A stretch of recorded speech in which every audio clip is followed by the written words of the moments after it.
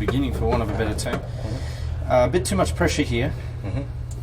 We'd like to see the left hip going across there, and the reason why there's mirrors around will show you that it doesn't look as silly as what it feels.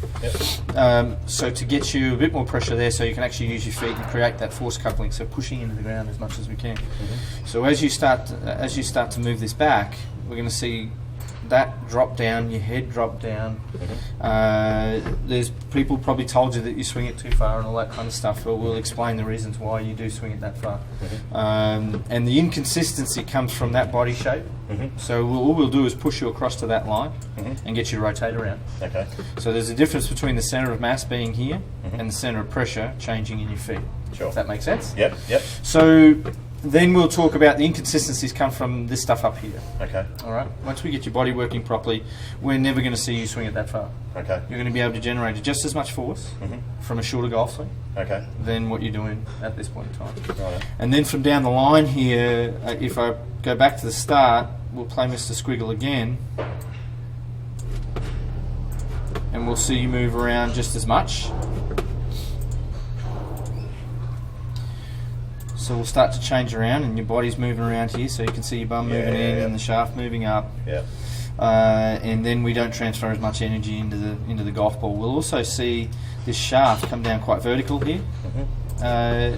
So if I said to you, we're going to try and get that shaft actually going this way, so therefore the head's got to travel further to get to the golf ball. Which then means it's got to travel quicker.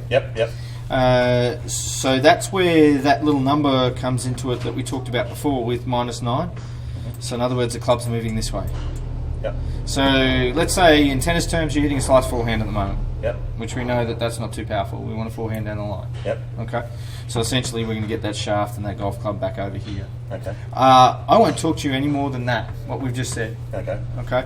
The rest of it's going to come from this side, getting that into a better position. Okay, from the left-hand screen, so we don't lose all that energy by doing that. That's going to be quite straight by the time we're finished. So we're just going to talk about your feet and how they move around and go from there essentially. So we'll put that across there, we'll play it through in slow motion,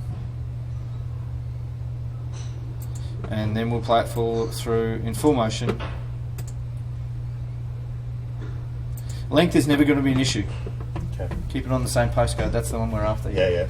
So when you stand there and look at the British Open next week or the rest of the Scottish Open this week, I want you to watch what they do. Whether they move off the golf ball, whether they move around, they change a bit of height here and there for some of them, but they'll still be quite central in their rotation. So if we move this hub,